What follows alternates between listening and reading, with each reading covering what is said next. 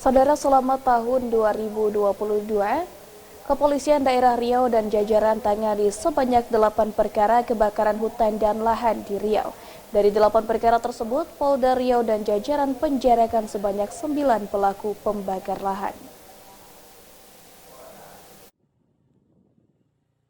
Kebakaran hutan dan lahan hingga saat ini masih ditemukan terjadi di beberapa wilayah kabupaten kota di Provinsi Riau. Tidak hanya faktor alam atau cuaca ekstrim, karhutla yang terjadi juga diduga kuat karena ada unsur kesengajaan. Sebagai antisipasi menyebarnya karhutla yang terjadi, Satgas Karhutla yang terdiri dari TNI Polri, BPBD, dan pihak terkait lainnya tetap berjibaku melakukan pemadaman serta pendinginan terhadap lahan yang terbakar. Tidak hanya upaya pemadaman guna memberi efek jera terhadap pelaku pembakaran, polisi juga melakukan tindakan tegas terhadap siapapun pelaku pembakaran lahan.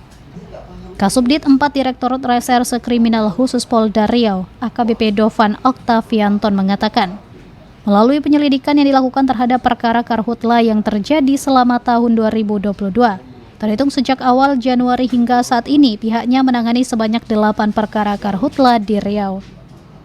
Dari 8 perkara tersebut, Polda Riau dan jajaran telah penjarakan sebanyak 8 orang pelaku pembakaran lahan yang seluruhnya perorangan. Jumlah perkara yang ditangani Polda Riau dan jajaran selama tahun 2022 sebanyak 8 kasus, kemudian dengan 9 tersangka. Terus rincian untuk para pelaku ini Pak, di mana-mana aja kejadian karhutla tadi ini Pak? Karhutla itu tersebar di 5 daerah, yaitu di Bengkalis, Siak, Rohul, Inhil, dan Rohil. Tersangka terbanyak berada di mana Pak? Tersangka terbanyak ada di Rohil, sebanyak 3 tersangka. Orang. Ada unsur kesengajaan atau gimana Pak mereka ini Pak?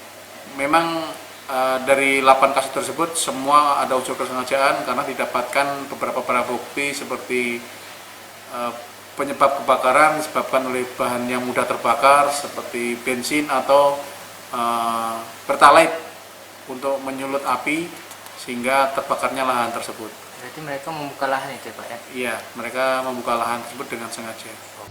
Dovan menambahkan dari 8 perkara yang ditangani pihaknya 5 perkara diantaranya sudah tahap 2 dan 2 kasus dalam tahap sidik.